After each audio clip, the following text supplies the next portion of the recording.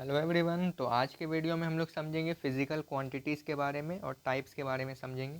पहली बात, physical quantities क्या होता है। तो फिज़िकल क्वांटिटीज़ वैसा क्वांटिटीज़ जिसको हम लोग मेज़र कर सकते हैं, जिसको किस काम के लिए यूज़ किया जाए, जिसको हम लोग मेज़र करने के लिए यूज़ कर सकते हैं। जैसे कि अगर हम लोग किसी भी ऑब्जेक्ट को, जैसे कि मान लिया जाए किसी भी एक बॉल को हम लोग अगर मेज़र कर रहे हैं वेइंग मशीन पे, बॉल का अगर हम लोग वेट पता कर रहे हैं, ठीक है, तो बॉल एक क्या है, मेजरेबल ऑब्जेक्ट है। तो इसको हम लोग क्या बोल सकते हैं, फिजिकल क्वांटिटी। ऐसा कोई भी क्वांटिटी जिसको हम लोग मेज़र कर सके, चाहे बॉल हो या हम लोग का वेट हो, या हम लोग समय की बात करें, टाइम को हम लोग देख के उसको पता कर सकते हैं, टाइम मेज़र भी होता है, ठीक है। और भी बहुत सारा हम लोग एग्जांपल ले सकते हैं, स्पीड हो गया, वेलोसिटी हो गया, फोर्स हो गया, एक्सेलरेशन हो गया। मतलब जितने भी क्वांटिटीज़ जिसको हम लोग मेज़र कर सकते हैं उनको हम लोग फिजिकल क्वांटिटीज़ बोलते हैं, ठीक है। दूसरा चीज़ है टाइप्स ऑफ फिजिकल क्वांटिटीज़। अब टाइप्स कितने हैं फिजिकल क्वांटिटीज़ के, दो हैं सिमिलर, एक स्केलर और एक वेक्टर। 6 क्लास से ही पढ़ते आ रहे हैं, दोनों का मतलब भी पता ही होगा, सिर्फ रिवीजन वाइज बताते जा रहे हैं। तो स्केलर क्वांटिटीज़ क्या होता है, जिसमें हम लोग सिर्फ मैग्नीट्यूड पे ध्यान देते हैं, मतलब इसमें सिर्फ मैग्नीट्यूड प्रेजेंट होता है। मैग्नीट्यूड का क्या मतलब है कि अगर हम लोग वज़न की मात्रा में बात करें, जैसे कि हम दुकान गए, 1 किलो चावल मांगे, तो 1 किलो, 1 किलो राइस, ठीक है, 1 किलोग्राम राइस हम लोग मैंने ख़रीदा। तो यहाँ पे 1 किलो मतलब कि 1 ग्राम जो है, 1 किलोग्राम, यहाँ पे 1 इसका मैग्नीट्यूड हो गया और किलोग्राम क्या हो गया, इसका यूनिट हो गया।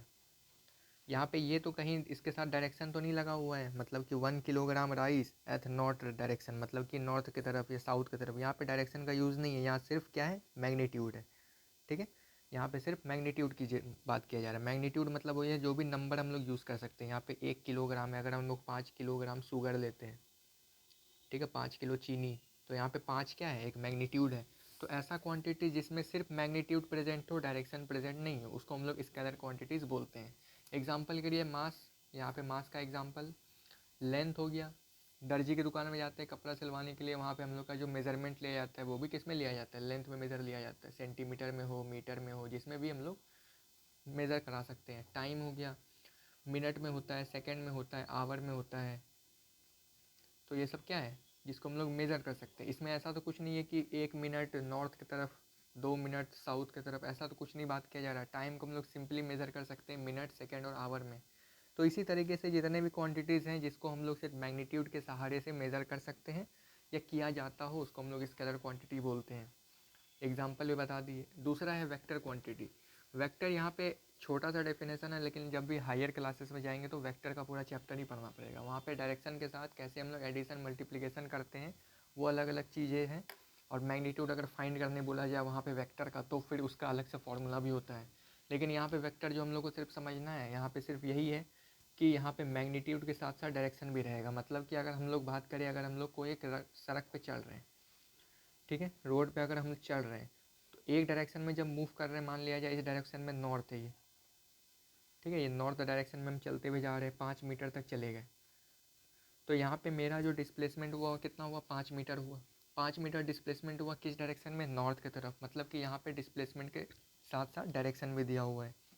इसका मतलब क्या है कि यहाँ पे मैग्नीट्यूड भी है 5 मीटर और यहाँ पे डायरेक्शन भी है नॉर्थ डायरेक्शन में।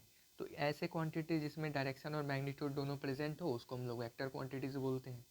एग्जाम्पल के लिए वेलोसिटी हो गया, डिस्प्लेसमेंट हो गया। डिस्प्लेसमेंट यही कि अगर हम लोग सड़क पे चल रहे हैं या कहीं भी चल रहे हैं, तो जिस भी डायरेक्शन में मूव किया और जितने भी कदम हम लोग चले, उसको हम लोग लेंथ में मेज़र करना चाहे तो लेंथ में मेज़र कर सकते हैं। तो उसको हम लोग क्या बोल दिए, वेक्टर क्वांटिटीज़, ठीक है। मेन इसमें यही है कि इसमें डायरेक्शन आ जाता है, ठीक है।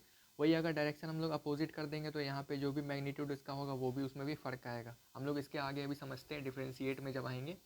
नेक्स्ट वही है,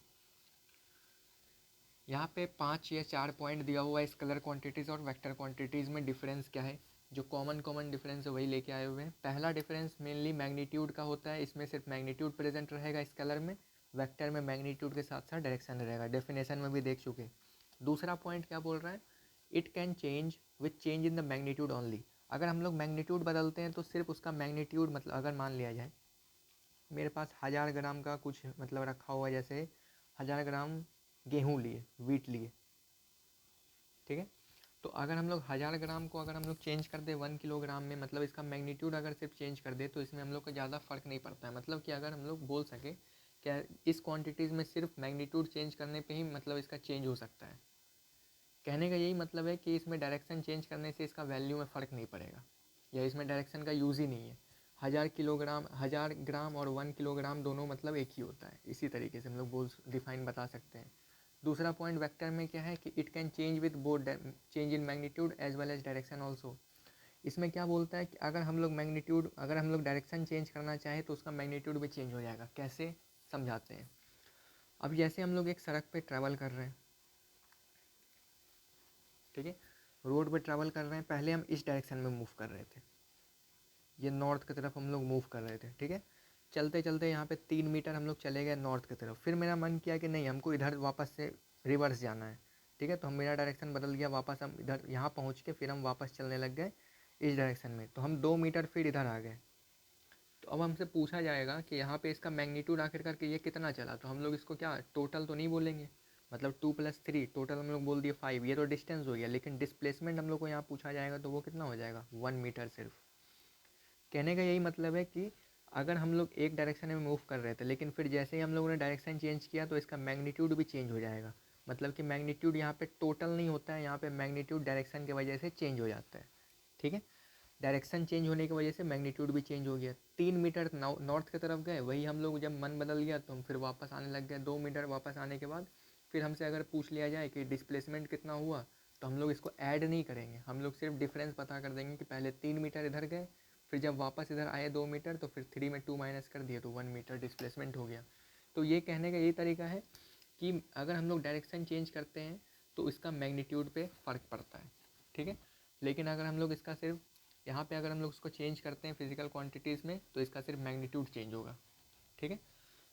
तीसरा point, it can be added और subtracted with ordinary rule of algebra. जो हम लोग मैथ्स में टर्म यूज़ करते हैं ऐड करने के लिए, सब्ट्रैक्ट करने के लिए, 2 + 2 = 4, नॉर्मल जो हम लोग का बेसिक मैथ्स है। स्केलर क्वांटिटीज़ को ऐड करने के लिए सिंपल सा जो अलजेब्रा वाला सम और एडिशन होता है वही यूज़ किया जाता है, लेकिन वेक्टर क्वांटिटीज़ को ऐड करने के लिए हम लोग को अलग से फॉर्मूला होता है, ठीक है। इसमें डायरेक्शन का खेल होता है, अगर डायरेक्शन अपोजिट हो जाए या डायरेक्शन चेंज हो जाए तो इसमें जो वैल्यू है, जो एडिशन और जो सब्सट्रैक्शन होता है वो डिफरेंट हो जाता है, ठीक है। अगर ग्राफिकली हम लोग अगर वेक्टर को ऐड करना चाहें, अगर ग्राफिकली हम लोग अगर कोशिश करें वेक्टर को ऐड करने के लिए तो हम लोग को 2 कोऑर्डिनेट्स बनाना पड़ेगा। कोऑर्डिनेट्स अगर 1 और 2 हम लोग मान लिए एक कोऑर्डिनेट, और दूसरा कोऑर्डिनेट 2 और 3 मान लिए, तो इन दोनों का सम क्या हो जाएगा, तो नॉर्मली 1 + 2 और 2 + 3, मतलब इसको हम लोग इससे प्लस कर दिए और इसको सेकंड वाले कोऑर्डिनेट से, तो इन दोनों का जो सम होगा 3 और 5, ये इसका क्या हो गया। ग्राफिकली हम लोग इसको वेक्टर में, ये एक एग्जांपल बता दिए कि ग्राफिकली अगर हम लोग को वेक्टर को सॉल्व करना हो या ऐड करना हो तो इस तरीके से हम लोग ऐड करते हैं कोऑर्डिनेट्स को ऐड करके। कोऑर्डिनेट्स में इसको हम लोग x1 और y1 और ये इसको x2 और y2, तो जब हम लोग इसका x1 और इसका x2 को हम लोग प्लस करते हैं, इसका y1 और इसका y2 को जब हम लोग ऐड करते हैं तो हम लोग अलग से एक तीसरा कोऑर्डिनेट मिलता है जिसको हम लोग बोल देते हैं कि ये ग्राफिकली वेक्टर्स ऐड हो चुका है। चौथा पॉइंट है, it can be represented by ordinary letters. जो हम लोग स्केलर क्वांटिटीज़ को किसी भी ऑर्डिनरी लेटर से डिनोट कर सकते हैं, चाहे वो ए से करे, जेड से करे, या जिससे भी हम लोग, जो नॉर्मली 26 अल्फ़ाबेट्स होते हैं उनमें से कोई भी हम लोग अल्फ़ाबेट्स लिख करके स्केलर क्वांटिटी को डिराइव कर सकते हैं या बता सकते हैं कि ये एक स्केलर क्वांटिटी के अंदर आता है। लेकिन वेक्टर क्वांटिटी को रिप्रेजेंट करने के लिए हम लोग को अलग प्रकार का एरो लगाना पड़ता है किसी भी लेटर के ऊपर। जैसे कि अगर हम लोग एफ वेक्टर लिए हुए हैं, इसके ऊपर हम लोग को एरो लगाना पड़ेगा, ठीक है। ये जो एरो होता है ये डिनोट करता है वेक्टर सिंबल को। तो ये इतना सा कुछ था स्केलर और वेक्टर क्वांटिटीज़ के बारे में। डेफिनेशन तो नॉर्मली जो यहाँ पे जितना भी चीज़ है ये एक तरीके से नोट्स के लिए काम आता है। ज़्यादातर एग्ज़ाम में ऐसे ही सब क्वेश्चन पूछता है, लेकिन क्वेश्चन जो आता है यही सब नॉर्मल सब रहेगा। डेफिनेशन पूछ लिया, डिफ्रेंशिएट पूछ लिया, तो ये सब अगर हम लोग इससे हम लोग अगर याद कर लेते हैं तो एग्ज़ाम में बहुत फ़ायदा देता है। तो नेक्स्ट वीडियो में हम लोग समझेंगे या फिर डिस्टेंस और डिस्प्लेसमेंट के बारे में। तब तक के लिए थैंक्स फॉर वॉचिंग।